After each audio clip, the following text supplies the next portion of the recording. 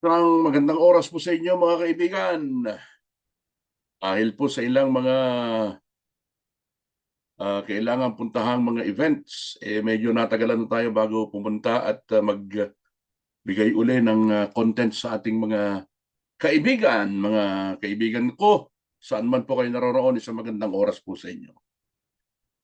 Meron pong isang kaganapan na umiwas itong si Vice President Sara Duterte na magbigay po ng reaksyon tungkol po naman sa huling o pinakahuling pagsiklab ng panibagong debate tungkol po naman sa kung sino ang dapat na mamuno at pamumuno ng bansa sa harap po naman ng umiigting na mga panawagan para sa pagbibitiw ni Marcos Jr., mga kaibigan. Ano?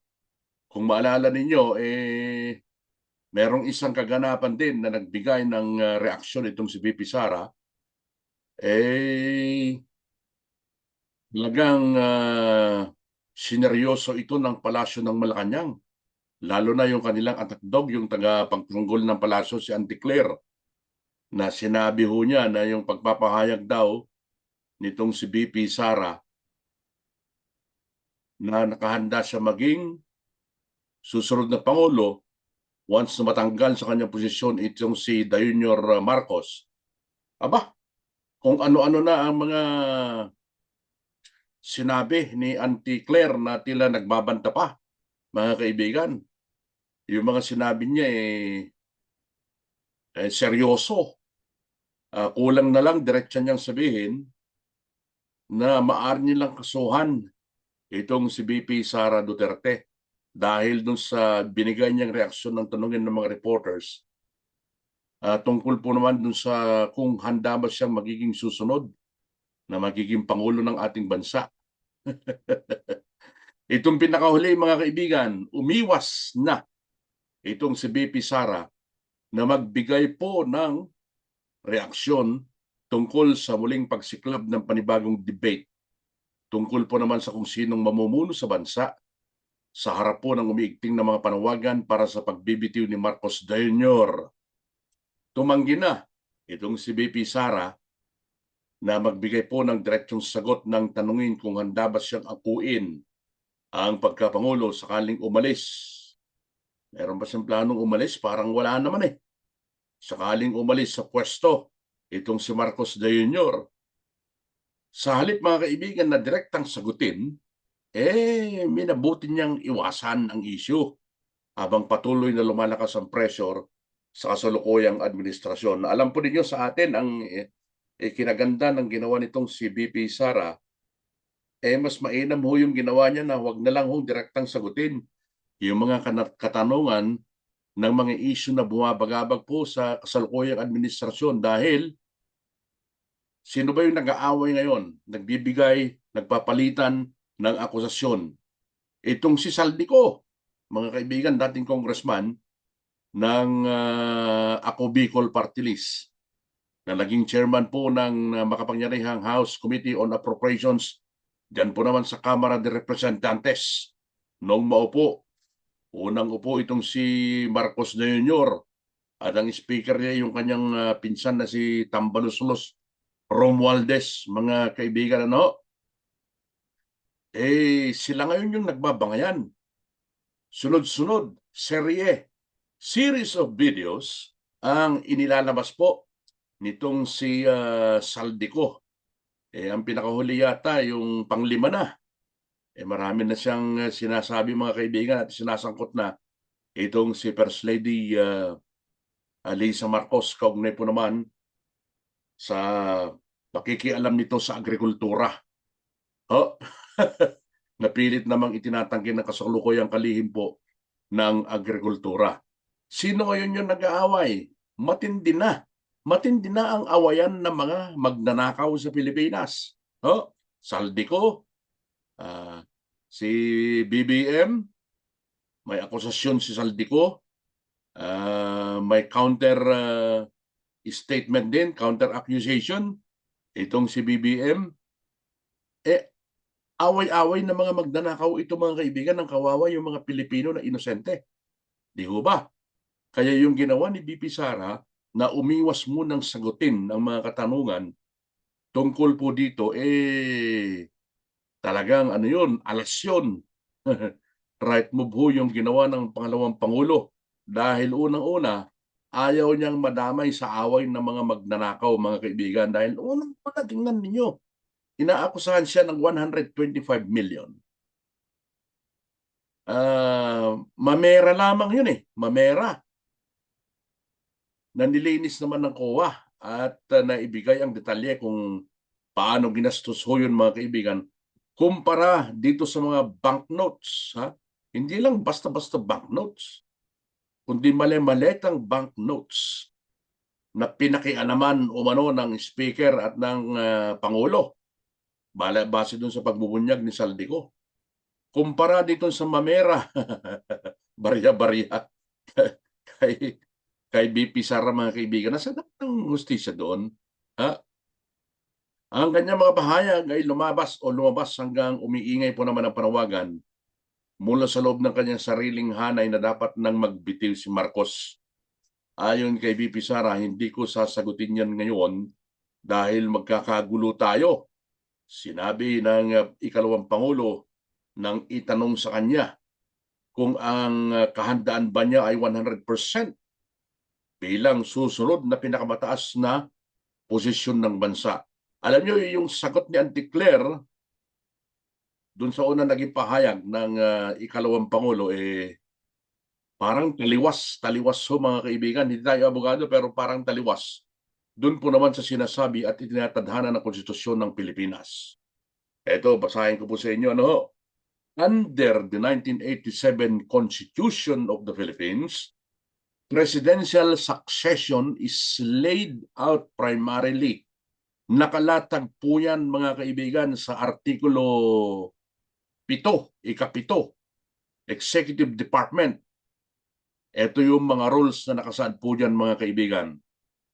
Number 1, if the president dies or is permanently disabled or is removed or resigns, anong nakasaad dito? Vice President becomes President for the unexpired term. Article 7, Section 8 ng ating pong konstitusyon. So bakit parang tila allergic itong si Claire Castro? Doon sa katotohanan ito ang itinatadhana ng konstitusyon, mga kaibigan. Kapag tinanggal at sinipad yan, itong si Boy Adik, hanggat hindi nagpapa-hair follicle test yan, itinatawagin kong adik yan eh. Nasaan ang katunayan ngayon kasi na hindi ka adik? Bakit ayaw mo? Yan ang kinasasama ng loob ng maraming tao eh. Sa ilalim ka na sa hair follicle test para hindi ka na tawaging adik. Pero hanggat hindi ka nagpapa-hair follicle test, itatawagin kitang adik. Allergic, di ba, si Auntie Claire dito sa itinatadhana ng konstitusyon? So ano gusto niyang iparting sa taong bayan? Gusto niyang sapawan itong konstitusyon ng Pilipinas? Number 2, if both the president and vice president are unable to serve, Congress shall by law provide who will serve as acting president until a new president or vice president is elected. Ito pa yung sinasaad, mga kaibigan, the law that implements this is the Presidential Succession Act or RA 4226, which places the next officials in the line of succession. Ayan o, ito. Kapag yung Pangulo at yung ikalawang Pangulo are unable to serve, ang maaring pumalit sa kanila, una, ay yung Senate President.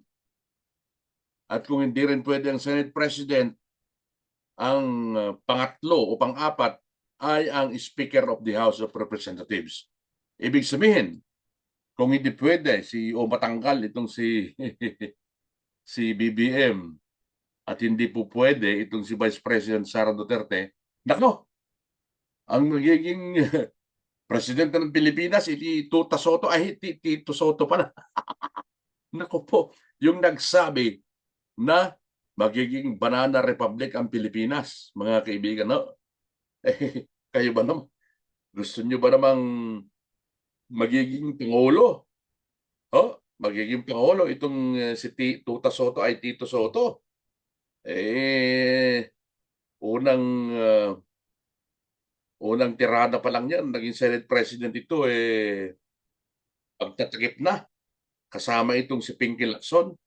Nako, matindi mga kaibigan. Kaya itong si Auntie Claire, mga kaibigan, parang foul naman yung sinasabi niya. Masyado siyang allergic doon sa mga lumulutang na ganong balita, pero sa katotohanan, nakasaad po yan sa konstitusyon na kailangang sundin ng mga opisyal po ng pamahalaan. So yung ginawa po ni BP Sara na umiwas na lamang doon sa katanungan, tungkol po naman sa reaksyon niya doon sa mga nangyayari ngayon sa Pilipinas, tama lamang ho yun mga kaibigan. Ang desisyon ni BP Sara na hindi direktang sagutin ang tanong ay nangyari po naman sa panahong ang kasalukuyang administrasyon ay humaharap sa matinding batikos mula sa publiko. Kaugnay po naman ng multibilyong pisong ghost at flood control projects. Magugunitan na lalong tumindi po ang naturang issue ng ibunyag at bulat-latin ni Senadora Amy Marcos sa isang rally ng Iglesia ni Cristo na ang kanyang kapatid na si Marcos Dayonyor, unang ginang Lisa Marcos, ay mga drug addict o mga sugapa sa pinagbabawal po na droga katulad po naman ng cocaine. Nakakahiya talaga mga kaibigan. You are living in the country being led or run by a drug addict president. Di ba kanya hihiyan yan? Nakakahiya, di ba? Na ito naman ay pinabulaanan po ng palasyo ng Malacanang. Sa kabila po nito, ay iginiit ni BP Sara na dapat muling sumailalim ang Pangulo sa isang pagsusuri. Binanggit ito ang umiikot na chismis tungkol sa mga taong sinasabing nakasalamuhan ito.